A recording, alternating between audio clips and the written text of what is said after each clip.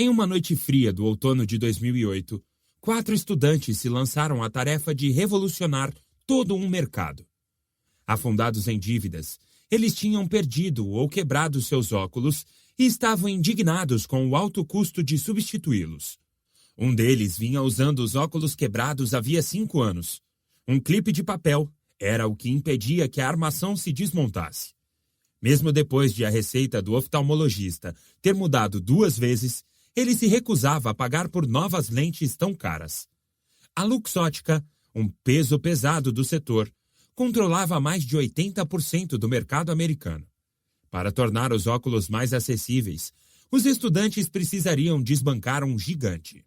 Pensando em como a Zappos tinha transformado recentemente o mercado de calçados no país, vendendo produtos online, eles começaram a especular se poderiam fazer o mesmo com óculos. No entanto, sempre que mencionavam casualmente a ideia, recebiam críticas duras. Ninguém jamais compraria óculos pela internet. Os amigos decretavam. Era preciso experimentá-los primeiro. Certo, a Zappos tinha conseguido vencer essa resistência com calçados. Mas havia uma razão para que nunca tivessem feito o mesmo com óculos. Se fosse uma boa ideia, eles ouviram repetidas vezes, alguém já a teria posto em prática. Nenhum dos estudantes tinha experiência em comércio eletrônico ou tecnologia, muito menos em varejo, moda ou vestuário. Apesar de ouvirem que sua ideia era loucura, eles recusaram boas ofertas de emprego para fundar uma empresa. Venderiam óculos que normalmente custavam $500 numa loja física por $95 online, doando um par para um habitante de um país em desenvolvimento a cada compra. O negócio dependia de um site operacional. Sem isso, os clientes não conseguiriam visualizar e comprar os produtos. Depois de muito esforço para montar o site, eles enfim conseguiram colocá-lo no ar às 4 da manhã da véspera do lançamento, em fevereiro de 2010. Batizaram a empresa de Warby Parker, combinando os nomes de 2 personagens criados pelo escritor Jack Kerouac, que os inspirou a se libertarem dos grilhões da pressão social e embarcarem naquela aventura. Admiradores do espírito rebelde de Kerouac, eles o infundiram na cultura da empresa. E valeu a pena. Os estudantes esperavam vender 1 ou 2 pares por dia. Mas depois que a revista GQ os chamou de Netflix dos óculos, eles bateram a meta de 1 ano inteiro em menos de 1 mês, vendendo tão depressa que foram forçados a deixar 20 mil clientes em uma lista de espera. Depois, levaram 9 meses para compor um estoque capaz de fazer frente à demanda. Avançamos para 2015, quando a revista Fast Company divulgou uma lista das empresas mais inovadoras do mundo. A Warby Parker não se limitou a entrar na lista. Ficou em primeiro lugar. Os 3 campeões anteriores tinham sido Google, Nike e Apple, gigantes da indústria criativa, todos com mais de 50 mil funcionários. A batalhadora startup chamada Warby Parker, uma novata, contava com uma equipe de apenas 500 pessoas. Em 5 anos, aqueles 4 amigos haviam construído uma das marcas mais badaladas do planeta e doado mais de 1 milhão de pares de óculos para pessoas necessitadas. A empresa tinha faturamento anual de 100 milhões e era avaliada em mais de $1 bilhão. Lá atrás, em 2009, um de seus fundadores tentou me vender a ideia da empresa, me oferecendo a oportunidade de investir na Warby Parker. Declinei. Foi a pior decisão financeira que já tomei. E eu precisava entender onde é que eu tinha errado. Original. Adjetivo. Que é a origem ou fonte de algo. De onde algo brota, provém ou deriva. Original. Substantivo. Coisa única ou singular. Pessoa que é diferente das outras de uma forma atraente ou interessante. Indivíduo dotado de iniciativas inovadoras e capacidade inventiva. Anos atrás, os psicólogos descobriram que existem 2 caminhos para a realização: conformismo e originalidade.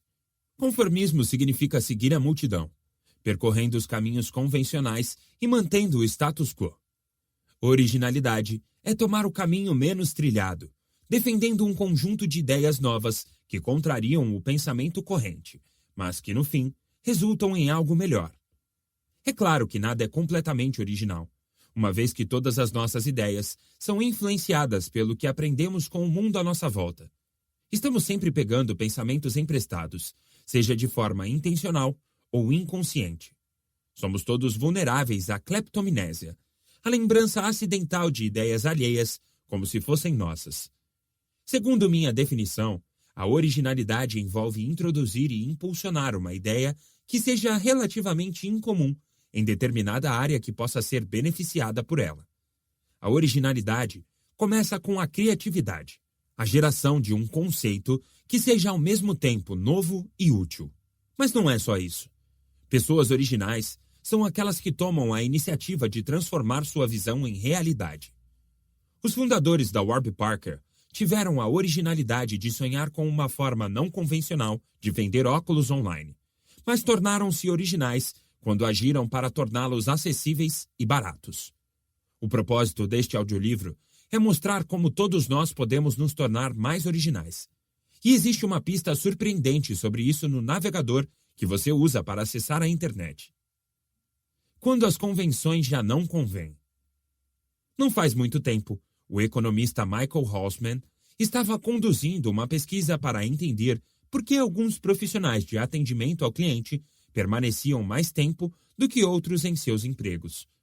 Munido de informações relativas a mais de 30 mil funcionários de call centers de bancos, companhias aéreas e empresas de telefonia celular, ele suspeitava de que o histórico profissional desses atendentes conteria sinais reveladores sobre seu comprometimento.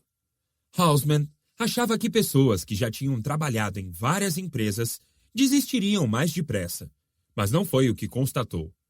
Funcionários que haviam tido 5 empregos nos últimos 5 anos não eram mais propensos a abandonar o posto do que aqueles que tinham ficado no mesmo lugar nos últimos 5 anos. À caça de novas pistas, ele notou que sua equipe havia coletado informações sobre qual navegador os funcionários haviam usado quando se candidataram ao emprego. Em um impulso, resolveu investigar se aquela escolha poderia ter alguma relação com a desistência.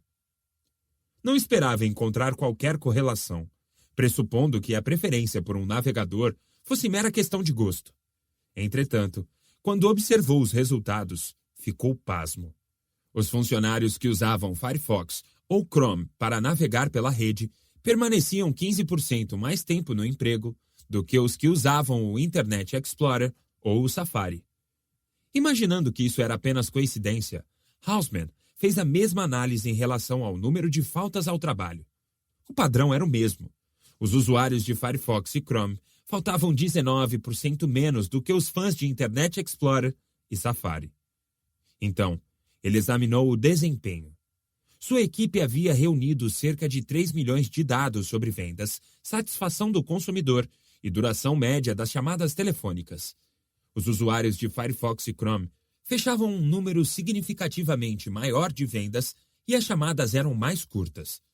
Os clientes deles também ficavam mais contentes. Depois de 90 dias no emprego, a turma que usava Firefox e Chrome atingia níveis de satisfação do cliente que o grupo do Internet Explorer e do Safari demorava 120 dias para alcançar. Não é por causa do navegador que os profissionais permanecem mais tempo no emprego ou são mais assíduos e bem-sucedidos. Na verdade, trata-se de entender o que a escolha do navegador revela sobre os hábitos deles. Por que os usuários de Firefox e Chrome são mais comprometidos e têm melhor desempenho em todos os quesitos? A resposta óbvia era porque eles têm mais intimidade com tecnologia. Então perguntei a Hausman se ele poderia investigar essa suspeita. Todos os funcionários haviam feito um teste de proficiência em informática que avaliou seus conhecimentos de atalhos no teclado, software e hardware, além de uma prova de velocidade de digitação.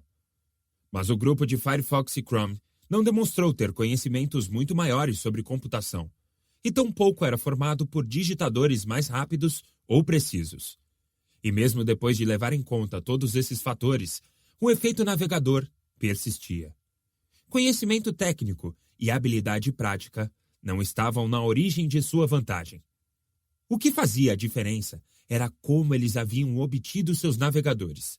Se você tem um PC, O Internet Explorer vem no pacote oferecido pelo Windows. Se você é um usuário de Mac, sua máquina tem um Safari pré-instalado. Quase 2/3 dos profissionais de atendimento ao cliente usavam o navegador padrão, sem jamais questionar se haveria uma opção melhor disponível.